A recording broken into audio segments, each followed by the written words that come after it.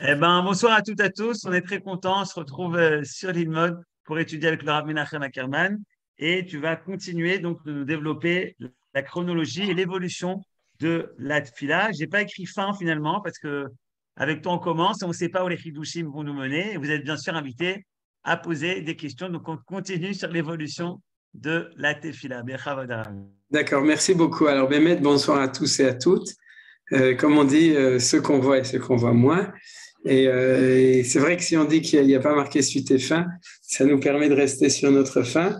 Et en fait, pour vous rappeler un petit peu, et c'est aussi la raison pour laquelle je ne suis pas sûr que je me souvenais ce qu'on avait tout fait, ce qu'on avait fait. C'est-à-dire que la semaine dernière, le cours était en fait en même temps un cours sur Asar Betevet et en même temps l'explication de la fin de la Gemara dans Maseret Megillah qui disait qu'à partir de là, il faut être en silence. Alors, vous vous souvenez, c'est pour ça que je l'avais choisi pour faire un petit peu, pour rentrer dans Asar Betevet, mais en même temps pour expliquer la fin de la Gemara. La semaine d'avant, c'était Hanouka, donc on avait étudié quelque chose de tout à fait différent. Donc en fait, le cours qui suit son cours, il était il y a 3 semaines. Alors, de manière générale, je ne vais pas reprendre parce que vous pouvez tous les réécouter, les cours, mais en vitesse, juste uniquement en vitesse, ce que j'ai donné une équation qui était une équation historique qui était basée sur 2 fonctions. La fonction Takana Tavot et la fonction Keneget Midin. C'est-à-dire que le fait que dans notre fila, on est constamment en dialectique de deux fonctions importantes. L'une, c'est l'expression de la relation personnelle de chacun vis-à-vis de Dieu, qui, dans sa manière idéale, c'est une relation prophétique, c'est-à-dire que non seulement on parle à Dieu, mais on s'attend à ce que Dieu nous parle aussi et nous réponde, et comme on avait vu avec les patriarches, online. C'est-à-dire si tu lui parles, il te répond tout de suite, et s'il te parle, tu lui réponds tout de suite. C'est-à-dire que dès qu'il te parle, tu te prépares et tu pries. C'est ça qu'on avait vu. C'est-à-dire que c'est comme ça que les sages voient le dialogue prophétique comme un dialogue de prière et de prophétie, les 2 choses ensemble.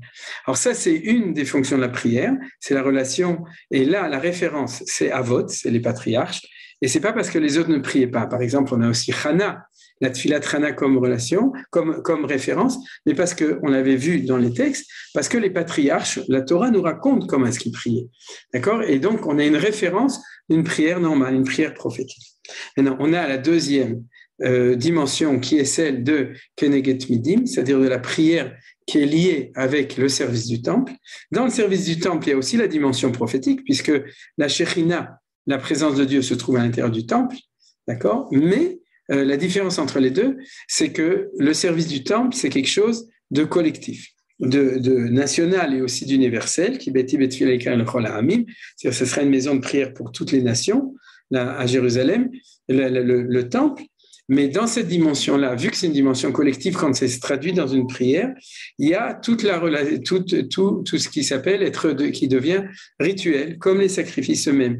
Un moment, un lieu, un temps, des conditions, une communauté. C'est-à-dire pour nous, c'est le minyan là-bas, c'est Am Israël qui se trouve là-bas.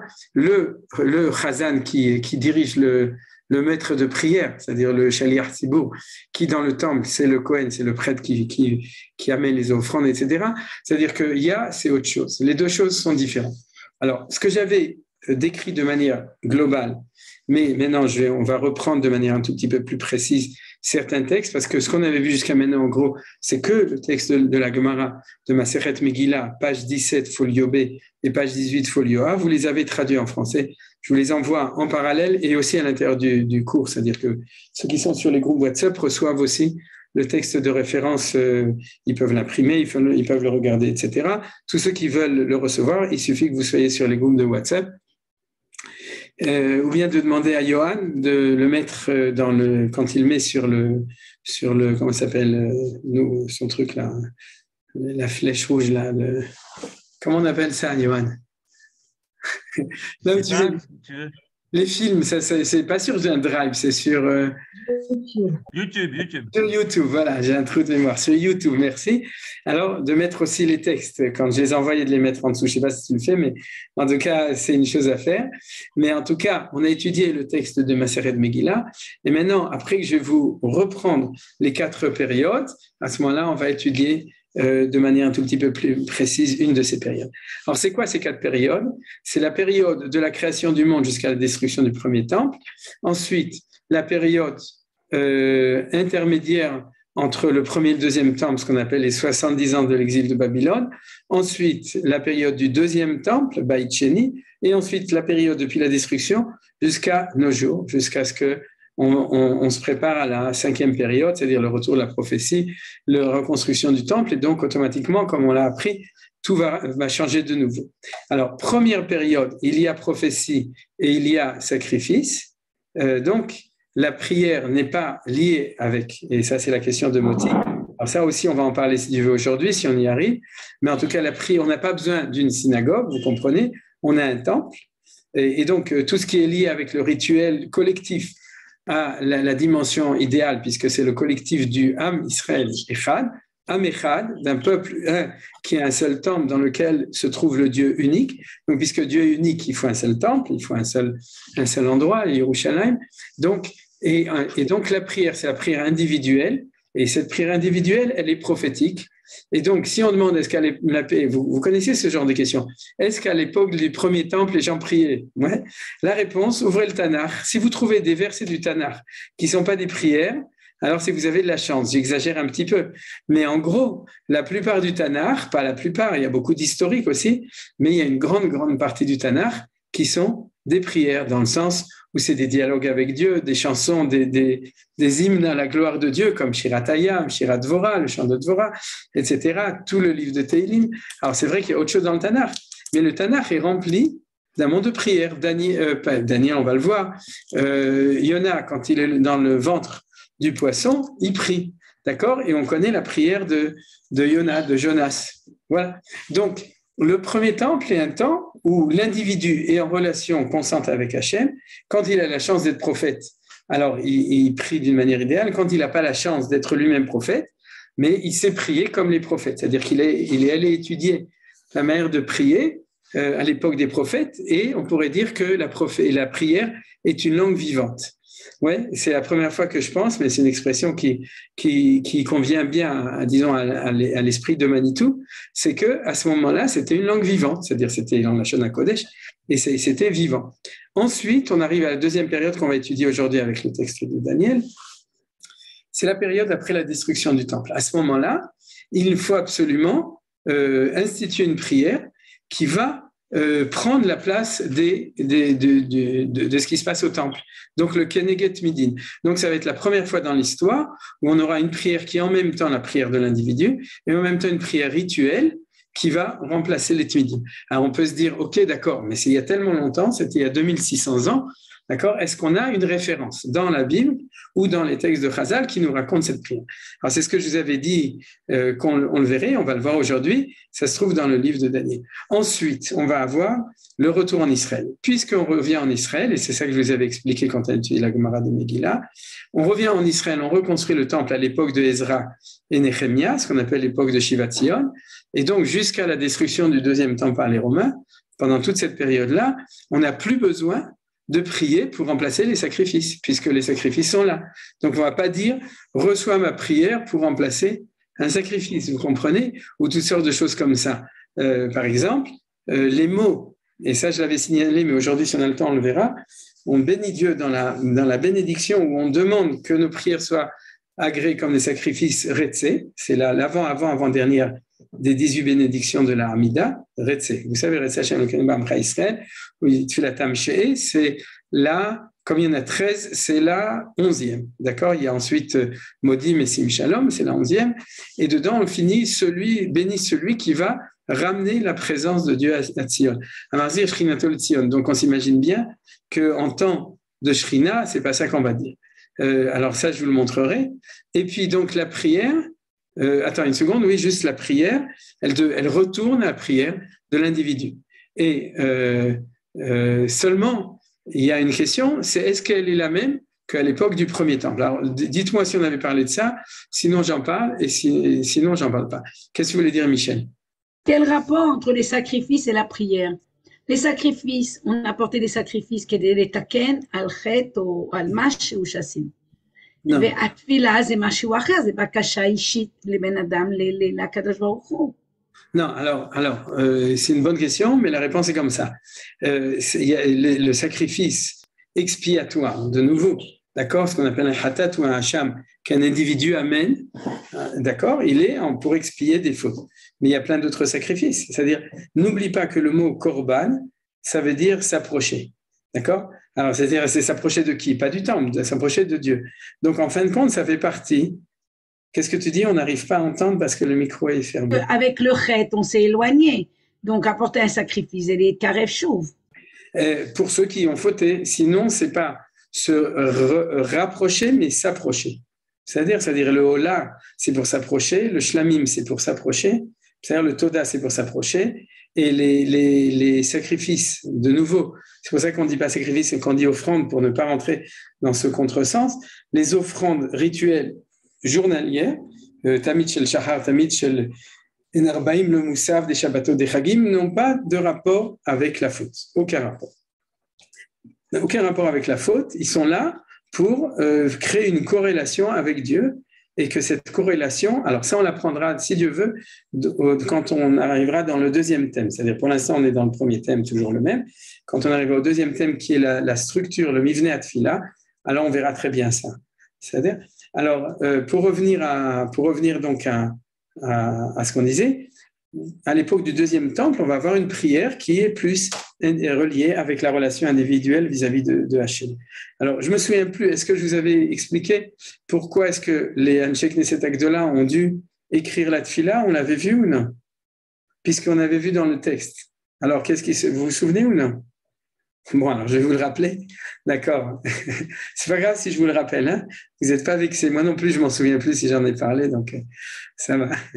C'est que, en fait, comme à ce moment-là, et on va voir un texte du Rambam, comme à ce moment-là, il y a disparition de la prophétie au début du deuxième temple, donc il faut écrire un livre de prière pour un temps où on ne sait plus comment on prie. Et qui est-ce qui va le rédiger? Les Anshe Knesset Agdola. Pourquoi? Parce qu'on a vu dans le texte de la Gemara qu'il y avait parmi eux les derniers prophètes. Ou Vetocham, Anshe Neviim, Acharoni. C'est-à-dire que les Anshe Knesset Agdola, c'est l'imprimerie, et les Neviim, c'est les rédacteurs. Donc, les Neviim qui savent prier et qui savent que la prophétie disparaît, vont rédiger un sidour de Tfila, un livre de Tfila qui est basé sur la connaissance prophétique.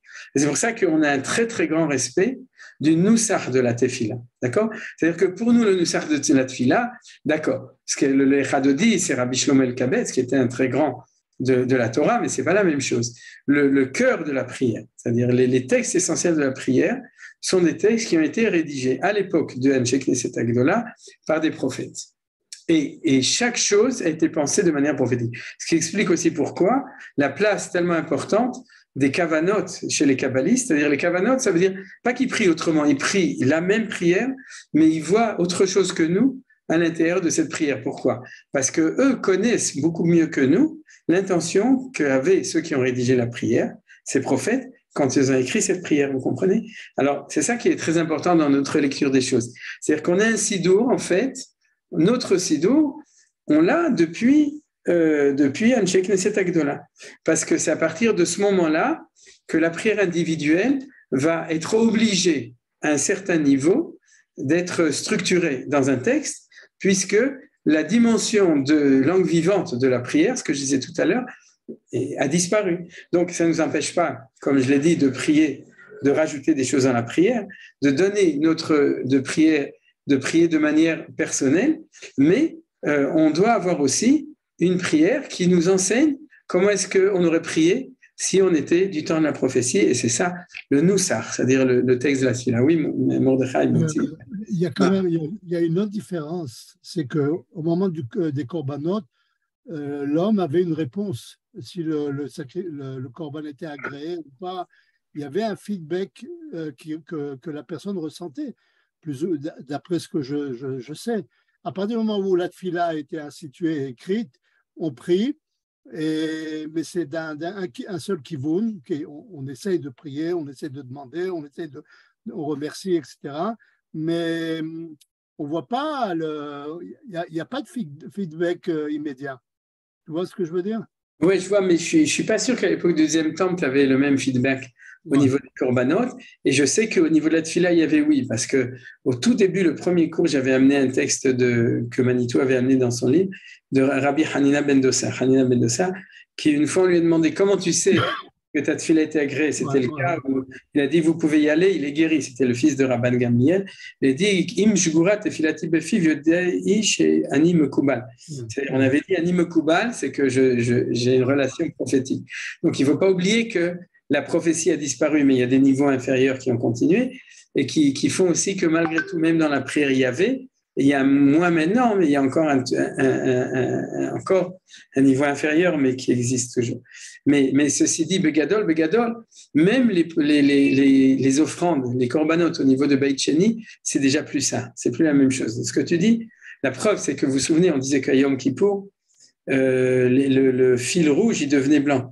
C'est-à-dire que ça prouvait qu'on avait réussi à donner du fil à retordre à Akadosh Baruch Hu, et il nous avait pardonné. Il y a marqué que depuis que Shimon Hatzadik était mort, dans la Gemara de Yoma, il y a marqué que le jour où Shimon Hatzadik était mort, des fois il blanchissait, des fois il blanchissait plus. Or, le jour de la mort de Shimon Hatzadik, c'est le jour de la disparition de la prophétie. C'est que la Shrina c'était en tout cas édulcoré, diminué à ce moment-là. C'est ce que la Gemara raconte sur la mort de Shimon Hatzadik. C'est-à-dire donc les choses y vont malgré tout ensemble, et parce que l'époque du deuxième temple est une période post-Shimon Hatzadik en gros, c'est-à-dire une fois que Anshek Nestlé ont disparu, il y a disparition de la prophétie, la présence divine, et c'est ça le caractère essentiel de la période du deuxième temple, c'est-à-dire sur les 420 ans de 390 ans dedans, parce qu'il y a 34 ans de période perse jusqu'à Alexandre, et ensuite il y a 390 ans de la suite. Aujourd'hui, l'impact de notre fila, aujourd'hui tel que nous le faisons, on est, quand des fois on voit des nissim qui se passent au niveau personnel, des choses on dit waouh, j'ai prié, et Baruch Hashem, ça s'est réalisé, ça a marché. On met plus ça dans la définition du NES que je prie normalement, c'est naturel et elle est acceptée naturellement. Tu vois ce que je veux dire? Il y a un méman qui nous dépasse, là, on ne sait plus. Oui, mais de toute façon, le méman nous a toujours dépassés, mais on dit quand même Shomea Tefila, c'est-à-dire que même à l'époque du temple, il a été détruit, etc. Donc les prières de Yirmiyahu et des tzadikim de l'époque n'ont pas marché et tout. C'est-à-dire qu'il y a toujours la notion de la différence entre Shomea et Oné, la Tefila. C'est-à-dire Hachem, il entend. Alors c'est-à-dire que normalement, si on était à un niveau assez grand, alors quand on voit que ça se réalise, on dirait pas Nes, on dirait Baruch Hashem Akadosh Baruch Hu Shama Ve'ana Tfilati, c'est-à-dire qu'il a répondu à ma prière. Et je dis pas que c'est normal parce qu'il n'est pas obligé de dire oui à la tfila, mais c'est normal qu'il entend. C'est ça, sinon c'est bracha levatala. N'oubliez pas, quand on dit Baruch Ata Hashem Shomea Tfila, un juif pieux, il ne devrait pas dire le nom de Dieu s'il n'était pas sûr que Hashem il écoute, parce que sinon c'est un risque de bracha levatala. Et donc pour revenir, donc ce qu'on a dit à propos du Beit Sheni, donc comprenez bien que Beit Sheni, je vous avais dit, c'est la première fois qu'il y a un Sidur Inat Israël qui a été écrit, d'accord? Et puis après, c'est-à-dire une prière hébreu du deuxième temple, mais on est obligé de l'écrire à cause de la différence. Et puis après, destruction du deuxième temple, alors on écrit un nouveau Sidur, ça c'est l'explication, puisqu'on va écrire un Sidur qui a dedans, et en même temps la prière individuelle, et que Neget Midim, celle qui va remplacer les korbanot. Et c'est ça le Noussar de la tfila commune à tous les juifs, bien entendu qui a suivi des évolutions mineures depuis, et vraiment mineures, mais il y en a plein, c'est ce qui fait les petites différences. Mais n'oubliez pas qu'on arrive à tous prier ensemble, même avec des Yéménites, on a tous un sidour qui en gros, non c'est vrai, je rigole pas, ils étaient loin de nous, ils étaient séparés pendant des centaines d'années, et aujourd'hui on peut, c'est ce qui se passe dans les synagogues où tout le monde prie ensemble ou au kotel, on peut organiser un minyan sans problème parce que 90% du texte c'est le même, c'est la même prière, c'est la même tradition, et c'est la tradition double des prophètes à l'époque d'Anshek Yosef Agdola et ensuite de Shimon Apekuli à l'époque de Rabban Gamliel. Voilà. Alors tout ça, c'était pour prendre beaucoup de temps pour revenir sur ce qu'on a déjà vu jusqu'à maintenant. Et j'ouvre maintenant le texte du livre de Daniel. Il n'y a pas marqué dessus, mais c'est bien parce qu'il n'y a que le texte de Daniel. C'est les Ilou Nishmat, Michel Végéral Sananès, et tous les gens pour qui on prie Bederchlal. Et si vous avez d'autres, vous m'envoyez en chat. Alors regardez, qu'est-ce qui se passe? Il se passe qu'on voit une histoire de Daniel que vous connaissez tous. C'est quoi? C'est Daniel dans la fosse au lion. Vous avez entendu parler de ça. Hein? Alors, le seul truc, c'est qu'on l'a appris quand on était enfant, pour la plupart, et qu'on connaît l'histoire en général. On ne se souvient plus très bien parce qu'on se demande toujours s'il était jeté dans la fournaise ardente ou dans la fosse au lion, puisqu'il y avait Hanan, Michel et Azaria. Ça fait un peu de balagan. Mais en tout cas, et souvenez-vous, c'est Daniel qui a été jeté dans la fosse au lion. Et donc, comment c'est arrivé? Darius le Mède. Darius le Mède, ce n'est pas le fils de Esther, c'est parce que Darius, le fils d'Esther, il s'appelle Darius à Parsi, le persan, quoi, le Perse, et là, il était de Médie, et il était avant la déclaration de Cyrus, c'est-à-dire à l'époque de la fin des 70 ans d'exil. Reçu la royauté à l'âge de 62 ans. Tout ça, c'est l'histoire dans Daniel, on nous raconte tout ça. Et Daniel était justement, était là-bas, était le Yosef Hatzadik de Darius. Vous allez voir, il parut bon à Darius de préposer au royaume 120 préfets pour gouverner tout le royaume, ce qui nous interprète un peu, puisque 120, c'est la même époque que Anshek Knesset Agdola, qui sont 120, ainsi que notre Knesset. Au-dessus d'eux, il y avait 3 ministres, dont était Daniel, c'est ce qu'on appelle le cabinet Abitroni. Ici en Israël, il y en avait 3. C'est à eux que ces préfets devaient rendre compte, en sorte que le roi ne subit aucun hommage. J'essaye même pas de lire de l'autre côté, parce que c'est pas de l'hébreu, c'est de l'araméen. Donc, si vous essayez, vous pourrez essayer, mais il y a de fortes chances pour que la plupart de vous ne réussissent pas à comprendre ce qu'ils lisent. Et donc, les préfets, c'est les Achdar Pania. Vous voyez ici ce mot? Et en hébreu, en bon français, c'est les satrapes. Regardez, vous voyez, sadrap. Vous voyez, c'est les satrapes. Les satrapes, c'était les dirigeants au-dessus de tout le monde. Et parmi ces 3, il y avait Daniel. Bientôt, ce dernier prit le dessus sur les ministres et les préfets, étant doué d'un esprit supérieur, et le roi projetait de le mettre à la tête de tout le royaume. Ça vous rappelle quelque chose, l'histoire de Yosef Hatzadik. Alors, les ministres et les préfets s'appliquèrent à trouver un grief contre Daniel, du chef de son gouvernement, mais ils ne purent découvrir ni grief ni méfait parce qu'il était loyal, de sorte que ni erreur ni faute ne put être souverain. C'est-à-dire, à l'époque, ils avaient l'habitude, pour descendre quelqu'un de manière pas démocratique, de lui ouvrir un dossier, un tic au Beth Amishpat. Mais aujourd'hui, ça se fait plus du tout. C'est complètement tombé en désuétude. Les gens sont démocratiques, ils ne font que dans le jeu du choix du peuple, etc. Donc, toute ressemblance entre ce qui est raconté là et notre réalité moderne est absolument fortuite. Mais en tout cas, à cette époque, c'est comme ça. Et justement, c'est ça le problème. C'est que Daniel, non seulement c'était un excellent dirigeant, mais qu'en plus, c'était un bon juif et qui était yachar. C'est-à-dire qu'il ne volait pas, il ne mentait pas, etc. Donc, ils ont essayé de lui trouver un tic et il n'avait aucun tic. Tic, c'est un dossier, hein, c'est pas qu'il avait des tics. Aussi, ces hommes-là disent, nous ne trouvons aucun grief contre ce Daniel, à moins que nous le prenions en défaut dans les choses de sa religion. C'est-à-dire que si on... De toute façon, c'est de l'antisémitisme. Mais si on ne réussit pas à le faire de manière civique et civile, alors il faut prendre la fibre antisémite pour dire et c'est pas possible, c'est un juif, il n'est pas comme tout le monde. Vous vous souvenez de ce qu'a dit à la même époque Aman, et qui ne respecte pas les lois du roi. Aussitôt, les ministres et les préfets se présentèrent chez le roi, lui parlaient ainsi: viva jamais le roi Darius. Bien entendu, les ministres du royaume, les préfets, les satrapes, les conseillers et les gouverneurs se concertaient pour faire établir une organisation royale et promulguer une défense déclarant que quiconque durera 30 jours adresserait une prière à tout autre Dieu ou homme qu'à toi-même, au roi sera jeté dans la faute au lieu. D'accord? C'est-à-dire qu'ils ont trouvé un stratège, ils ont dit il faut que tout le monde prie que se prosterne et prie le roi, puisque le roi se prenait pour un dieu. Donc, le roi a établi la défense et rédige l'édit qui ne puisse être modifié conformément à la loi immuable de Médie et de Perse. Et là, quand on regarde en araméen, on voit des correspondances entre le style d'écriture de la Megillah et ici, c'est-à-dire que, de nouveau, car un décret décidé par le roi ne peut être de Perse et de Mède, ne peut être annulé, etc. Donc, on a le même style. En conséquence, le roi Darius rédigea l'édit et la défense, donc il a écouté. Or, Daniel, dès qu'il a appris que l'édit avait été rédigé, rentra chez lui. Il avait dans sa chambre supérieure des fenêtres ouvertes dans la direction de Yerushalayim, et 3 fois par jour, il se met à genoux priant et louant Dieu, comme il l'avait fait auparavant. Donc, c'est pour ça qu'on a étudié tout ça, pour voir que de manière annexe, a priori, à l'histoire de la fosse au lion, qui est l'histoire du miracle qu'on aime bien raconter, en fait, le sujet de l'histoire, c'est que Daniel y prie. Vous avez compris? C'est pas du tout le sujet, la fosse au lion. La fosse au lion, c'est en fin de compte qui va être sauvé miraculeusement. Mais ce que la Bible nous raconte, ce que le Tanakh c'est bon, je vais le muter. Ça y est, il était muté. Et donc, ce que le Tanakh, la Bible nous raconte, c'est que Daniel est juif.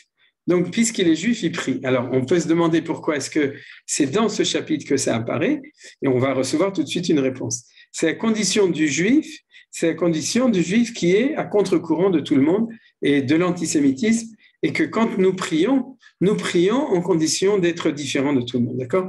Il y a pas, et c'est là qu'on retrouve la ferveur de religion, de l'existentiel, on pourrait dire, d'un juif qui est en situation d'exil. C'est-à-dire, on est d'ailleurs renforcé souvent dans notre prière par notre singularité. C'est-à-dire, chez Loasanigoy, qu'on se sent différent de tout le monde et qu'on prie, et que quand on est en prière, quand on est dans la communauté, etc., on sent que grâce à ça, on est plus juif et moins goy. C'est-à-dire, c'est pour ça qu'en Israël, il y en a qui sont moins motivés parce qu'ils n'ont pas besoin de ça pour se sentir plus juifs. Et il faut trouver donc d'autres solutions pour les motiver. Mais en tout cas, c'est ça qui se passe. Cependant, alors, il y a plusieurs points intéressants. Regardez ici. C'est que premièrement, il avait des fenêtres ouvertes. Ouais, il avait des fenêtres ouvertes. Deuxièmement, pourquoi c'est important? C'est pas obligatoire. Deuxièmement, les fenêtres étaient ouvertes dans la direction de Jérusalem. Donc, on voit qu'il y a une halakha essentielle qu'il faut prier dans la direction de Jérusalem. On la connaissait par la prière de Shlomo. Mais dans la prière de Shlomo, c'était une requête que comme ça se passe. Un témoignage qu'un juif prie de cette manière, c'est le seul endroit du Tanakh, pour autant que je sais, qui est marqué clairement. C'est-à-dire qu'un juif qui prie comme il faut prier, et 3 fois par jour, il se mettait à genoux, ça on ne le fait pas, mais on le fait à moitié, on se prosterne, priant Dieu comme il avait fait auparavant. Alors, 3 fois par jour, c'est la première fois qu'on a de nouveau un témoignage d'un juif qui prie Shaharit, Mincha et Arvit. Donc, ça prouve bien, qu'est-ce que ça prouve? Ça prouve que Daniel témoigne du rituel de l'époque qui a suivi l'époque du premier temple après la destruction du temple. On va terminer. Cependant, ces mêmes hommes se précipitèrent sur Daniel, priant en implorant son Dieu, bien entendu. Aussitôt, il le présentèrent le roi, etc. Donc, on va peut-être sauter un petit peu, mais si vous voulez, le roi il est coincé, il ne veut absolument pas punir Daniel, mais il dit j'ai pas le choix. Pourquoi? Parce qu'il est marqué la chose est constante conformément à la loi immuable de Médie et de Persa. Pourquoi c'est important? Vous vous souvenez qu'il y avait un grand principe chez Achashverosh, qu'un édit qui sort de la bouche du roi, on n'a pas le droit de l'annuler. Alors ça fait partie du même système, c'est-à-dire qu'il est coincé lui-même, le roi est coincé par son édit, puisqu'il ne peut même pas lui ne pas l'annuler. Et eux de répliquer sur le champ au roi Daniel fait partie des exilés de Judée, la tenue au compte de toi au roi, et la défense que tu as rédigée 3 fois par jour, il fait sa prière. Donc on voit très bien qu'il y a de nouveau insistance sur le fait. Et dès que le roi entendit ces paroles, il en fut très peiné, il prit à cœur de tirer Daniel d'affaire jusqu'au coucher du soleil Samila au moyen de le sauver. Mais alors que ces gens firent irruption chez lui et lui dirent « Sache au roi ». Alors c'est ça que je vous ai signalé de la ressemblance avec la Megillat Esther, que chez les Perses et les Mèdes, qu'une loi exige. Chez les Mèdes et les Perses, que toute défense et tout établi par le roi soit immuable. Vous vous souvenez? C'est-à-dire qu'on ne peut pas l'annuler. Là-dessus, le roi donna un ordre, on amena Daniel dans la fosse au lion, puisse lui, dit le roi, ton Dieu, que tu sers constamment, te sauver. C'est-à-dire qu'on voit très bien que Dariavesh ne voulait pas, il lui dit Yehiratson, que ton roi te sauve.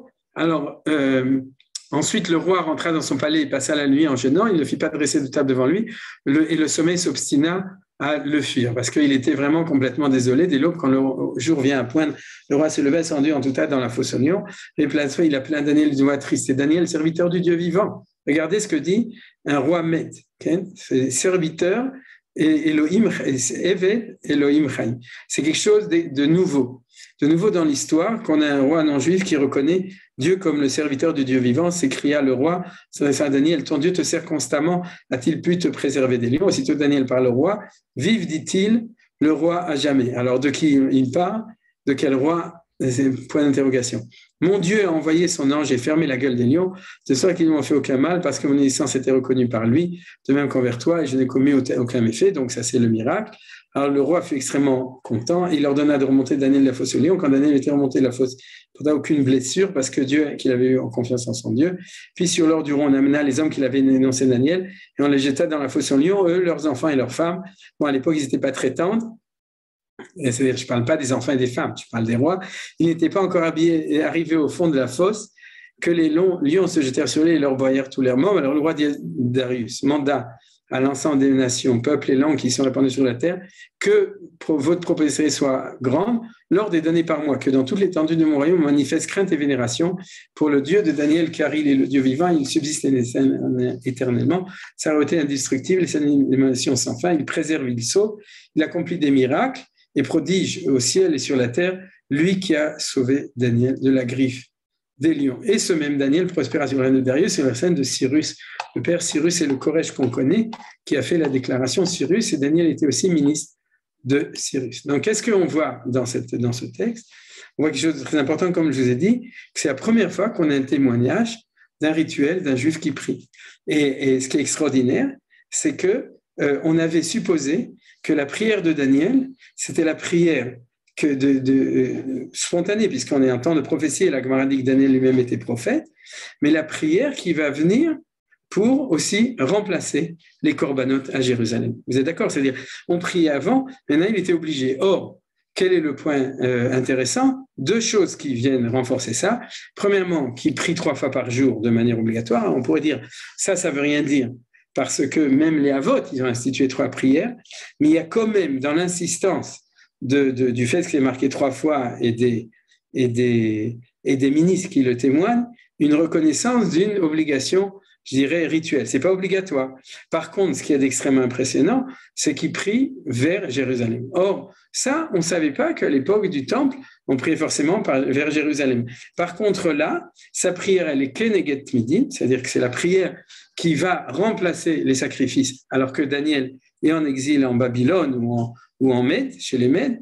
Et à ce moment-là, c'est là que se révèle dans le texte de la Bible, d'une manière unique, parce que je ne connais pas d'autres textes, le fait qu'il y a un juif qui est en situation envers et contre tous, et c'est ça qui est important, parce que c'est ça le deuxième niveau. C'est le niveau, non seulement que tu pries, mais que tu pries malgré tout. C'est-à-dire, c'est pas parce que tu es en situation de danger, et là, il le savait, Daniel savait qu'il se mettait en danger, puisqu'il y avait une xéra, il y avait un décret, mais un juif en exil continue à prier, quoi qu'il en soit, et il prie 3 fois par jour et il se tourne vers Jérusalem. Donc, vous voyez qu'on a ici un témoignage extrêmement important, et je vais donner un deuxième texte qui va appuyer ça. Qui est-ce qui a des problèmes techniques? Je n'ai pas vu qu'il y avait des problèmes, quelqu'un a dit, Michel a dit. Vous avez des problèmes techniques ou tout va bien? Non? Ok, d'accord. Alors donc, il y a un texte dans la Gemara de Brachot qui appuie ça. Alors, dans la Gemara de Brachot, il faut savoir quelque chose qui est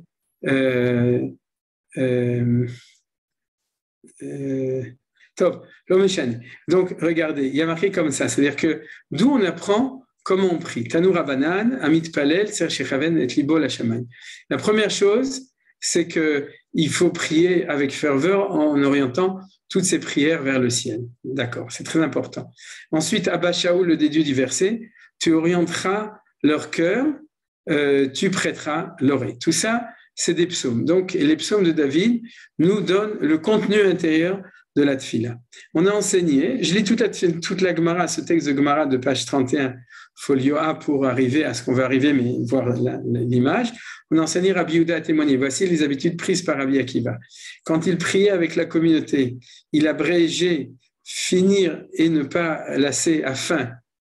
Le mot finir, j'ai un peu...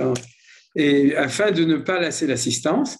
En revanche, quand il priait seul, qu'il le laissait dans un coin, le retrouver à l'autre bout de la chambre. Comment arrivait-il là? À cause des génuflexions et des prosternations. Ça veut dire quoi? C'est-à-dire qu'il priait tellement fort, et à l'époque, quand on priait, on se prosternait beaucoup, qu'il commençait la Hamida dans un coin de la pièce, et il faisait la Hamida sans bouger les pieds de l'autre côté de la pièce. C'est-à-dire que ce qu'on veut dire par là, c'est qu'il priait énormément, avec énormément de ferveur, mais quand il priait devant avec le tzibour, il faisait attention à ne pas prier trop longtemps pour ne pas embêter le tzibour. Parce que vous savez que le tzibour, il attend que le rab il finisse sa prière avant de recommencer normalement. Et donc, on dit que le rôle du rab, c'est d'éloigner la chik et ta'emet vet shalom, éloigner la vérité et le shalom. Pourquoi? Parce qu'il retarde Hashem Elokechem Emet, le dernier mot du Shema, cause de lui on doit l'attendre, et au Sé Shalom, il éloigne le mot shalom à la fin de la Hamida. Donc c'est pour ça qu'il est machik et ta'emet vet shalom, c'est lui qui éloigne la paix et la vérité. C'est une boutade rabbinique, mais en tout cas, pour dire que les rabbanim, ils font attention en général à prier quand ils prient en public, relativement. Rabbi Chia Baraba, il faut toujours prier dans une maison munie de fenêtres, car il est dit dans sa chambre, des fenêtres étaient ouvertes vers Jérusalem et 3 fois par jour, il mettait à genoux, priant et louant l'Éternel comme il avait fait auparavant. Surprise, ça veut dire que notre Gemara, dans la Gemara de Brachot, elle apprend comment prier de qui? De cette prière de Daniel. Donc on voit très bien que Daniel fait partie des stades essentiels de l'institution de la manière de prier. Et qu'est-ce qu'on apprend de lui? Le fait de se tourner vers Jérusalem. Alors là, on n'apprend pas à se tourner vers Jérusalem parce qu'on a une autre source aussi. Mais on apprend qu'il faut avoir des fenêtres qui se trouvent vers Jérusalem. Et je crois que c'est quelque chose qui est très important. Vous savez que Chalon, ça ressemble un peu à Chalom. Chalon, c'est pas très loin, la fenêtre et le rêve. C'est-à-dire que quand quelqu'un il veut prier, il faut qu'il ait au fait, il faut qu'il ait un horizon de prière. Et une des manières d'avoir un horizon, c'est de prier devant des fenêtres pour pouvoir voir le paysage, pour pouvoir voir le ciel, etc. Ce qu'on a eu à l'époque du Corona. Parce que quand on était en Corona, on avait des fenêtres de tous les côtés, vu qu'on priait dehors. Et donc, on a découvert une prière où on voyait ce qui se passait dehors. Et malheureusement, toutes les synagogues n'ont pas ça. Et une des raisons, sans doute, c'est que quand on était en exil, et qu'on ne priait pas au dernier étage, on ne voulait pas voir ce qui se passait dans la rue quand on était en train de prier. Donc, il y avait des fenêtres, mais il y avait des artisans spéciaux, dont un qui se trouve ici dans la salle, qui faisaient des vitraux. C'est-à-dire, je peux dire qui c'est, ça ne dérange pas. Mordechai Felous. C'est lui qui a fait les vitraux de la synagogue où je priais, où il prie aujourd'hui Ephrat, et El Shimon Vester, entre autres. Donc, en fait, pourquoi on fait des vitraux?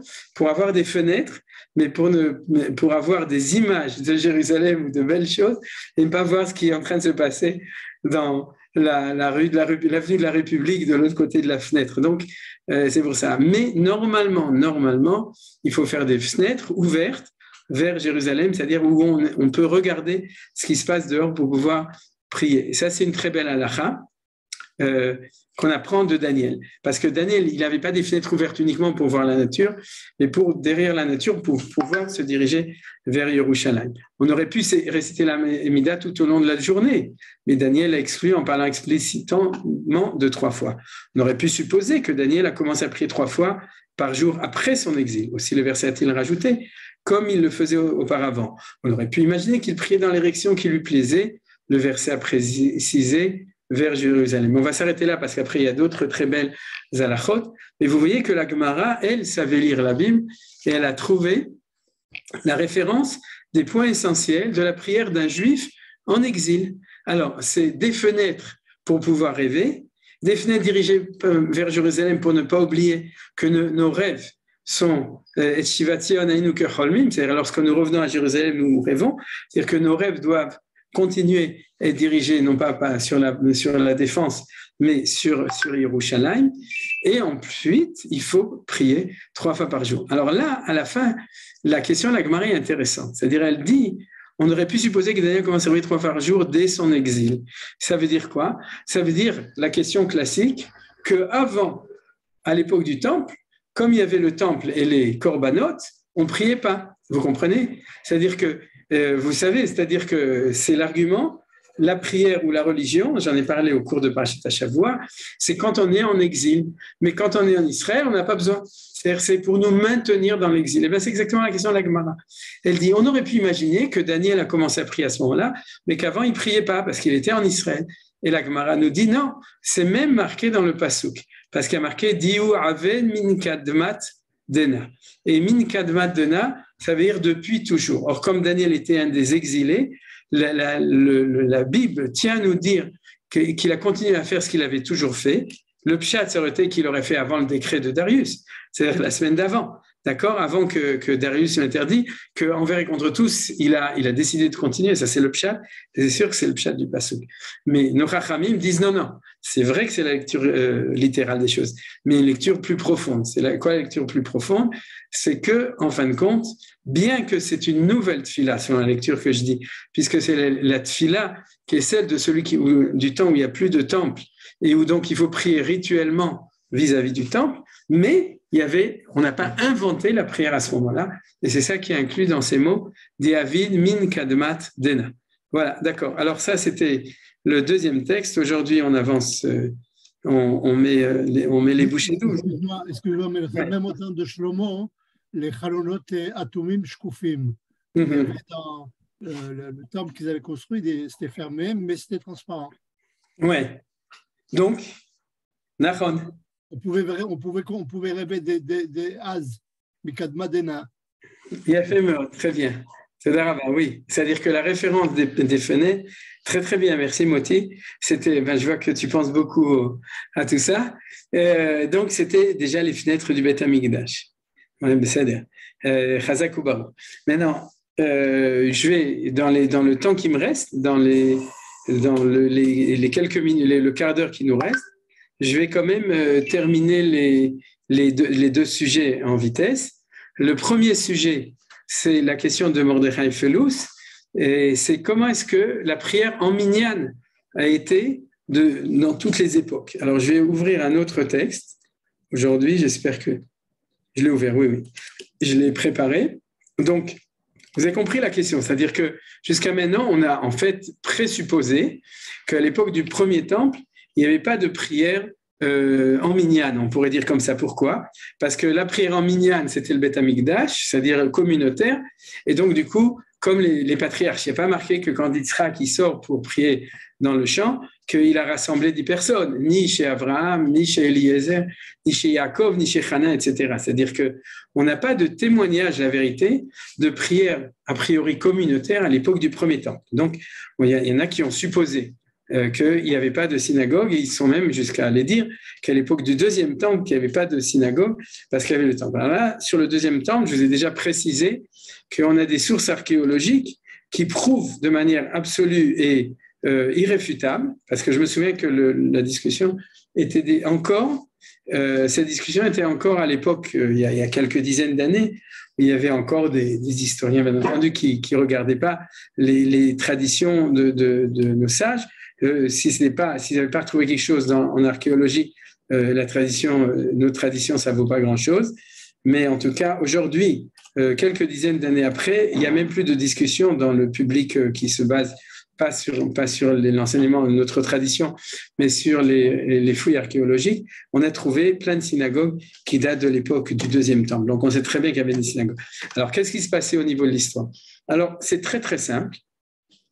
C'est qu'à l'époque du premier temple, vous imaginez quand même pas que les gens, ne pouvant pas monter à Jérusalem tous les mois, ne refusaient d'avoir une communauté, d'avoir une rencontre, on pourrait dire une rencontre de prière, une rencontre, etc., une rencontre religieuse où ils peuvent. Alors bien entendu, nos sages nous disent qu'il y avait toujours des Baté Midrashot. Baté Midrashot, c'était des lieux d'études. Ça, il y a toujours eu. Yoshua, par exemple, c'est le premier témoignage, Yoshua Binoun, ou même Yaakov Avinu, Yoshev Oalim, ou Yoshua le Yamush Mitoch Haoel. C'est-à-dire que des Baté Midrashot, des lieux d'études, oui, mais des Baté Knisiot, c'est-à-dire des synagogues, ou en français, c'est-à-dire un lieu de culte, est-ce qu'il y en avait ou non? La réponse, elle est très simple. C'est qu'à l'époque du premier temple, les gens voulaient des synagogues qui ressemblent au temple. Vous avez compris? C'est-à-dire que dans leur représentation d'une manière de rencontrer Dieu, ils connaissaient la manière de rencontrer Dieu au temple, et ça se passait non pas autour d'une prière, ça se passait autour d'une offrande, d'un korban, d'accord? Alors, qu'est-ce qu'ils faisaient?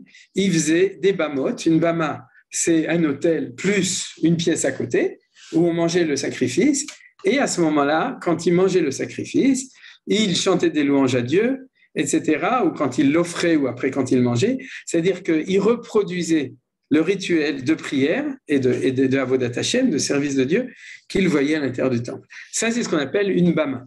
Alors, aujourd'hui, il n'y a plus de bamot, c'est interdit. Il y a un seul endroit dans le monde où il y en a encore, c'est aux États-Unis, parce qu'il y a un État qui s'appelle Alabama. Vous connaissez, non, l'Alabama, donc c'est le seul endroit. Mais à part ça, dans le monde entier, ça ne se fait plus. Mais par contre, au niveau du premier temps. Maintenant, qu'est-ce qui est intéressant? C'est qu'il y avait un temps où les bamotes étaient permis. On avait le droit de construire des bamotes en dehors de la bama centrale, c'est ce qui servissait de temps. Puis il y a des temps où les bamotes étaient interdits. Eh bien, dans le texte de la Bible, il y a chaque fois qu'on nous raconte que les Juifs étaient des grands tzadikim, qu'ils écoutaient ce que Dieu faisait, et qu'ils écoutaient les prophètes et qu'ils faisaient tout comme il faut, il y a toujours un petit mot à la fin, Rak Abamot Losal. C'est-à-dire, dans les meilleures époques du Tanakh, il y a un point qui est signalé, c'est que malgré tout, ils n'ont pas enlevé les bamot. Bien que c'est un interdit grave de la Torah de faire des bamot, je ne rentre pas dans les détails, mais on n'arrivait pas à extirper ça des Juifs, vous comprenez, des enfants d'Israël. Et souvent, nous, on est étonnés. On se dit, ils font Shabbat, ils font pas d'idolâtrie, ils écoutent tout ce que Kadosh Baruch Hu leur dit de faire, etc. Ils font toutes les mitzvot et on te dit, ils n'ont pas enlevé les bamot. La réponse, c'est que c'est un peu la réponse à la question de Mordechai. C'est-à-dire, tu ne peux pas ne pas proposer à un Juif d'avoir en dehors d'un point central qui est le temple, de ne pas avoir un lieu de rencontre culturel. C'est un lieu où tu te rencontres autour d'une avodat Hashem. C'est impensable. Donc, à l'époque du premier temple, c'était impensable. Alors, j'imagine que les prophètes leur disaient, arrêtez avec vos bamot, et faites des synagogues, c'est-à-dire prenez un sidour et priez. Seulement, ça ne correspondait pas à une sensibilité religieuse qui savait que dans la relation vis-à-vis de Dieu, il y a la prière, mais il y a aussi le misbeach. La preuve, les patriarches, c'est la même chose. Chaque fois qu'ils veulent invoquer le nom de Dieu, Vaikra Beshem Hashem, ils construisent un misbeach, ils construisent un autel. Donc, en fin de compte, cette manière de faire les choses, on ne peut pas la comprendre, comme dirait Manitou, parce qu'on n'est plus dans le même temps. On n'est plus dans le temps de la présence de la Shrina, on n'est plus dans le temps de la prophétie, on n'est plus dans le temps du temple et de la relation vis-à-vis du Dieu qui est directe, ressentie comme une relation extrêmement forte au niveau du Beth Amikdash. Donc, on n'a pas le yetzer de construire des bamot. C'est-à-dire, on a arrêté de faire des bamot, non pas parce qu'on n'est plus tzaddik, mais parce qu'au contraire, on est dans un temps où les choses, ils ont baissé, alors on réussit à prier sans faire de bama. Ça, c'est l'explication. Donc, si tu dis où étaient les synagogues à l'époque du premier temple, eh bien, ils étaient là, ils sont marqués. Alors, j'ai choisi un des textes qui est sans doute, à ma connaissance, le plus explicite de comment ça se passait, c'est lorsque Shmuel a nommé Shaoul comme roi, et dans la description, ça s'est passé dans une bama. C'était à l'époque où les bamot étaient permis, donc il n'y a pas de critique sur le fait que Shmuel avait une bama.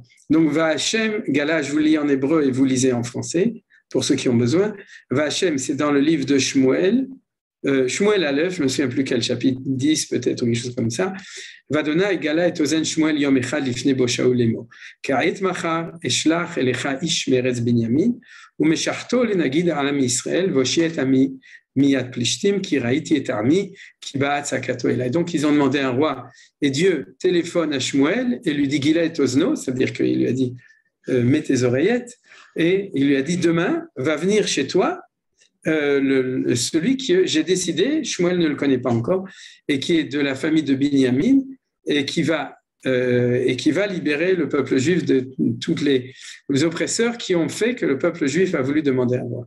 Ou Shmuel ra'et Shaoul, Vadonai anahu hine aish, asher amarti lecha, ze ya'atzor be'ami. Ya'atzor, ça veut dire qu'il va le sauver. C'est régner, mais c'est aussi c'est celui qui va faire les guerres de libération pour les libérer de leurs oppresseurs. Vaiga Shaoul el Shmuel betor hashar Vayomer Agidan Ali Eze Betaroy. C'est-à-dire que Shaoul lui demande où est-ce qu'il se trouve le prophète. Vayan Shmuel et Shaoul Vayomer Anochi Aroy. Allez le Fanay Abama. Donc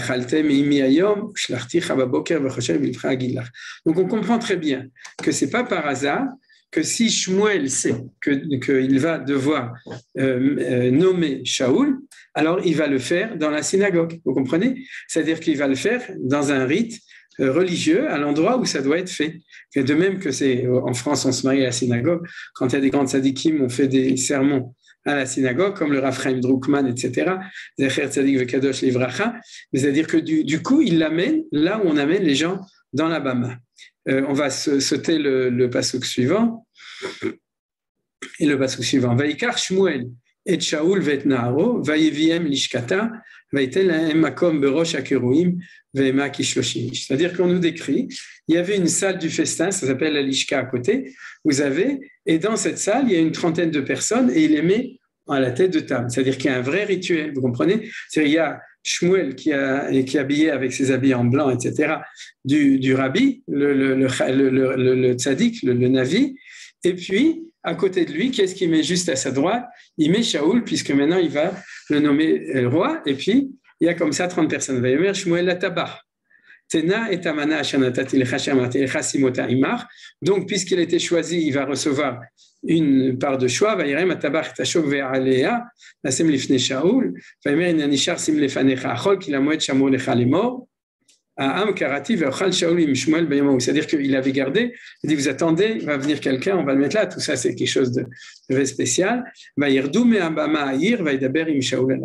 ensuite il l'amène chez lui, il lui donne toutes les ordonnances de comment il va être roi, mais ça c'était le tekes, la cérémonie, donc qui se trouve à l'intérieur de la Bama. Vous voyez donc que c'est comme ça que ça se passe. Alors maintenant, une fois que la prophétie disparaît, et que le temple disparaît, alors on va inventer autre chose. On appelle ça un Bet HaKnesset. Et quand est-ce que le Bet HaKnesset va apparaître? À l'époque de la fin de l'exil de Babylone. Et à quel moment? Qui est-ce qui va inventer le Bet HaKnesset? Mordechai et Esther. Et d'où on le sait? C'est qu'il y a marqué que Esther dit à Mordechai, L'er knos et kol hayudin nimtzaim beshushan vetsumu alay val tochlu val tishtu shloshet yamim el avayom gani v'narota yatsum ken etc. Or, nos sages apprennent de ce verset que c'est à ce moment-là qu'a commencé la synagogue. Les gens disent du coup, avant il n'y avait pas de synagogue, si, il y avait des bamotes.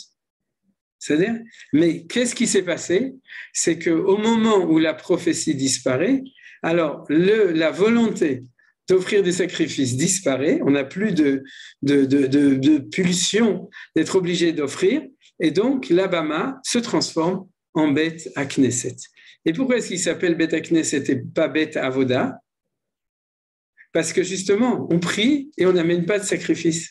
C'est-à-dire que dans la mesure où c'est que de la prière, donc c'est quelque chose qui n'est pas complet, comme au Bet Hamikdash, on ne peut pas dire que c'est un temple, vous savez. C'est-à-dire que chez les réformés, une synagogue, on appelle ça un temple. C'est-à-dire chez les chrétiens aussi, d'ailleurs, on appelle ça un temple, en tout cas chez les protestants. Et le bedo, il a un kova temple. C'est le chapeau comme ça qu'il a. Et nous, chez nous, on a appelé ça Bet Knesset. C'est-à-dire on n'a pas voulu donner un nom qui était un nom trop religieux parce que justement, c'est plus une Bama, c'est plus Bet Hamikdash. Alors c'est le lieu où de rassemblement, les Juifs se rassemblent. Et quand des Juifs se rassemblent, qu'est-ce qu'ils font? Ils font la tfila. Et ça, c'est le deuxième stade. Et les Chachamim ont fait très attention à ce que le Bet HaKnesset ne soit pas une caricature d'un temple. Par exemple, quand on rentre dans une synagogue, sauf chez les Tunisiens à Djerba, on n'enlève pas nos chaussures. Vous savez pourquoi? Pourquoi on n'enlève pas les chaussures dans une synagogue? Au temple, on enlève ses chaussures. Pourquoi? Les musulmans le font. Oui, justement. Et les chrétiens, ils ont un autel et ils font un mostil et cheminares. D'accord? C'est-à-dire qu'ils copient le temple. Et pourquoi nous, on ne le fait pas? Parce qu'il n'y a pas d'autre temple que le temple. Et que le temple, le sol du temple, il a une kedusha de sainteté dans l'endroit. Et le Bet HaKnesset n'a pas de sainteté géographique de l'endroit. donc on n'enlève pas ses chaussures. Et plein d'autres choses que les Chachamim ont annulées, justement, tout ce qui, il n'y a pas d'hôtel, il n'y a pas de trucs, etc., pour ne pas faire de confusion entre le vrai temple et notre synagogue. Alors depuis, à l'époque du Baït Sheni, il y avait et des synagogues, il n'y avait plus de Bamot et il y avait le temple. À l'époque du Baït Rishon, il y avait la Bama et le temple, d'accord, il y avait les deux. Baït Sheni, Bet HaKnesset, on les a retrouvés, et le rite qu'on a appris dans le texte, c'est-à-dire le rite de prière. Et puis ensuite, pendant l'exil de la destruction de Baït Sheni, on est resté avec les Bate Knessiot. C'est d'ailleurs aussi une des raisons pour laquelle les halachot de Bet Knesset, on aurait pensé qu'ils seraient dans le traité de Berachot ou dans le traité dans Kochim, c'est-à-dire dans les traités qui parlent du temple. Surprise, vous savez dans quel traité on traite des synagogues? Il y a un traité qui a 4 chapitres, 2 sur la Megillat Esther et 2 sur les synagogues Masechet Megillah. Les 2 derniers chapitres de Masechet Megillah, ils parlent de la prière. Et c'est absolument, disons, imprévisible. Et la raison, c'est parce que ceux qui ont fait cette révolution de passer à la Bama et de passer à la synagogue, d'instituer cette manière de prier communautaire, c'était Kibou et Kiblou, c'était au moment de Mordechai, de Esther, Anshek Knesset Agdola, etc., et du retour en Israël. Alors de nos jours, pour terminer et pour avoir répondu à cette question, alors de nos jours, on n'a plus le temple, on a le Kotel, Baruch Hashem, on est ravis de nouveau parce que le Kotel, il m'a ravi, et donc, mais on n'a pas encore le Beth Amikdash. Mais on a donc nos Bate Knessiot, le Bet Knesset. Maintenant, il y a un tout petit chidouche des Chassidim. Quel est le petit chidouche des Chassidim?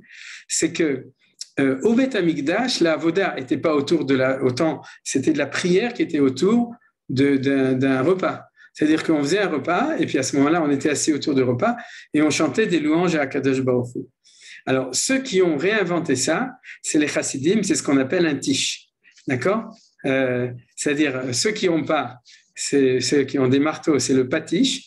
Mais en tout cas, ceux qui ont un tish, et c'est un chidouche, parce que le tish, et de nouveau, dans d'autres traditions que les chassidim, ça se fait aussi, c'est-à-dire dans tous nos repas de Shabbat et de fêtes, etc., d'être autour de la table et de faire une avodat Hashem qui n'est pas avec comme point central la synagogue, mais d'avoir le repas, la Seudat mitzvah, etc., c'est quelque chose que toutes les communautés d'Israël connaissent. Mais on pourrait dire que c'était porté à son maximum dans ce qui a été développé par les chassidim, c'est-à-dire dans la mesure où c'est un repas symbolique, on mange mais on ne mange pas vraiment, il n'y a pas grand-chose à manger, il y a les shiraim, mais on est tous ensemble et l'essentiel c'est la ferveur religieuse, c'est-à-dire c'est les chants, c'est la tfila, etc.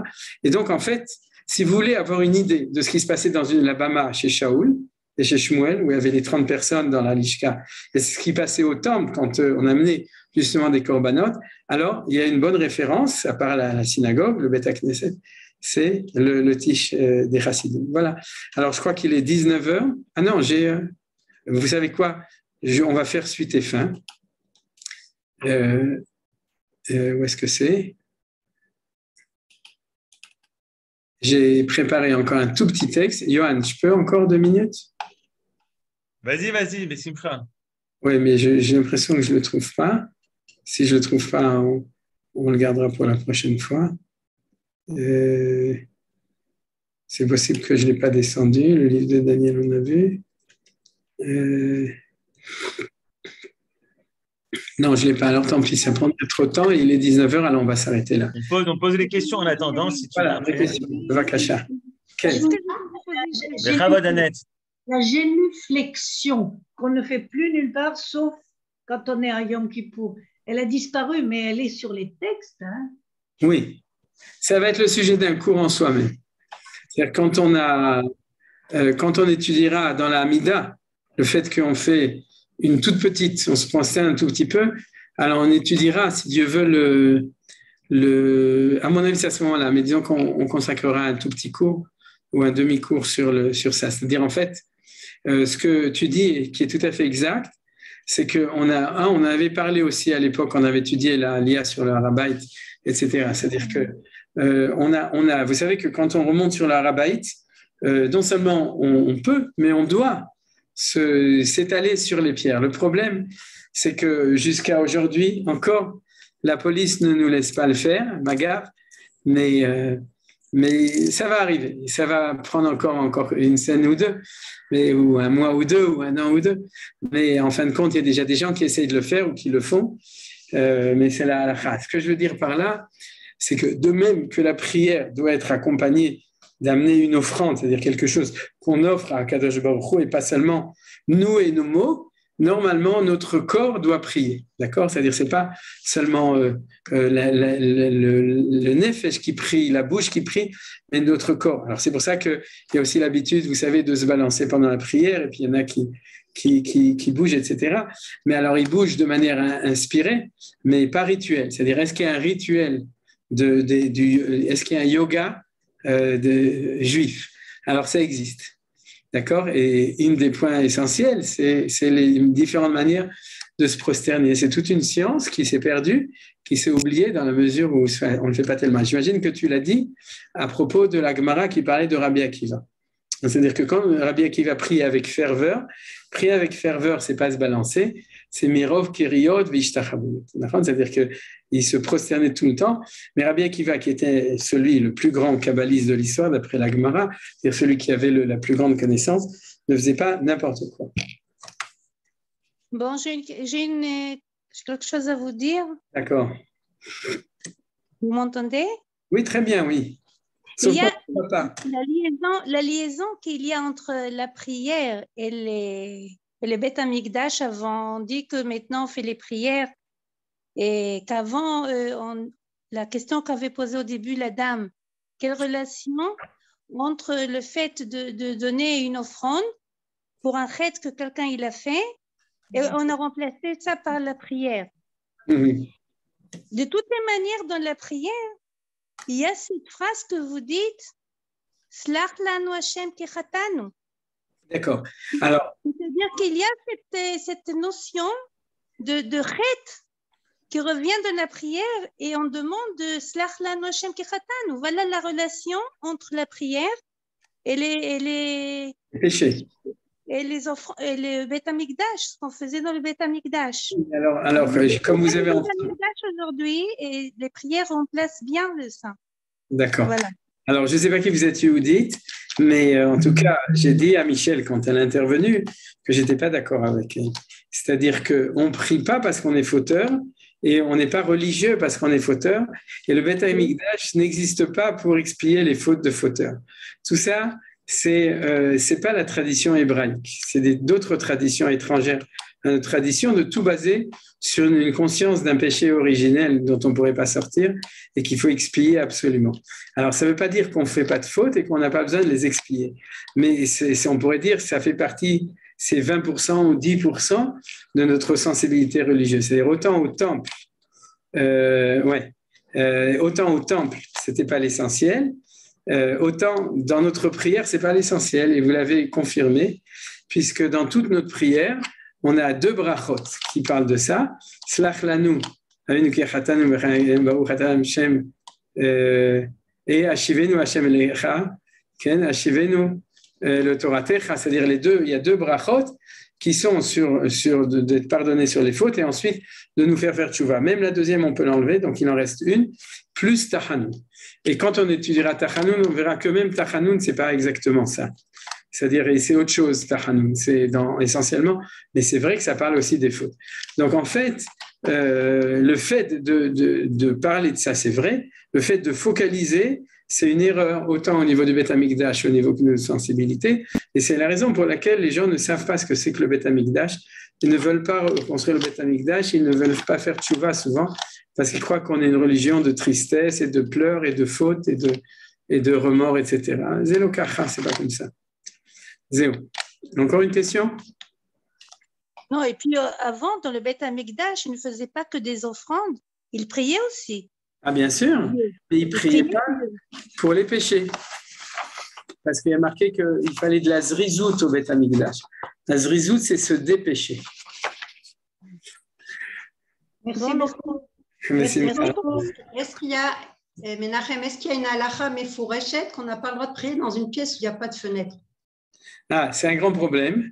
Non. Malheureusement, il n'y a pas de halakha comme ça. Je te dis pourquoi malheureusement.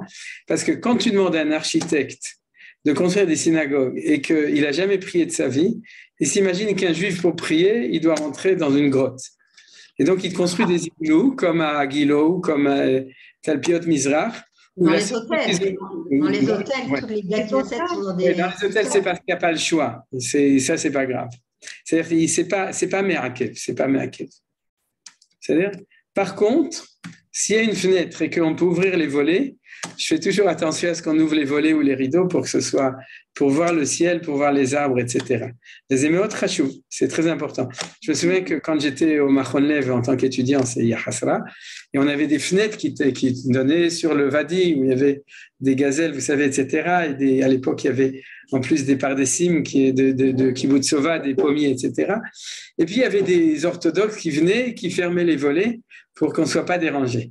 Et moi, j'ouvrais les volets pour qu'on puisse prier. Donc, si on peut, il faut se relier avec la nature, avec la vision, avec le ciel, avec la Tsepiya, l'Irushalayim, etc., ou le Beth Amikdash. Maintenant, c'est pas Me'akev, mais je suis toujours frappé par des mentalités d'architectes qui ne sont en général ou pas juifs ou pas religieux, à qui on commande des synagogues. Et je ne comprends pas comment ceux à qui on leur donne les synagogues ne s'opposent pas à ça. Comment tu construis des synagogues sans fenêtres? Si ce n'est que j'ai expliqué que quand on était en ghetto, en Chutz Laaretz, en fait, on ne voulait pas voir ce qui se passait dans la rue, alors on s'est habitué ou à ne pas faire de fenêtres ou à faire des vitraux comme ça, c'est aussi bien comme ça. Mais on peut aussi dans la rue, c'est très courant en Israël de prier dans la rue. Tu vas à la Tousana, machin, 10 personnes, bon et de palel. D'accord. En Israël, on prie dans la rue et en Galoute, on ouvre des fenêtres dans notre maison, dans notre synagogue, c'est-à-dire au moins pour avoir des fenêtres. Top.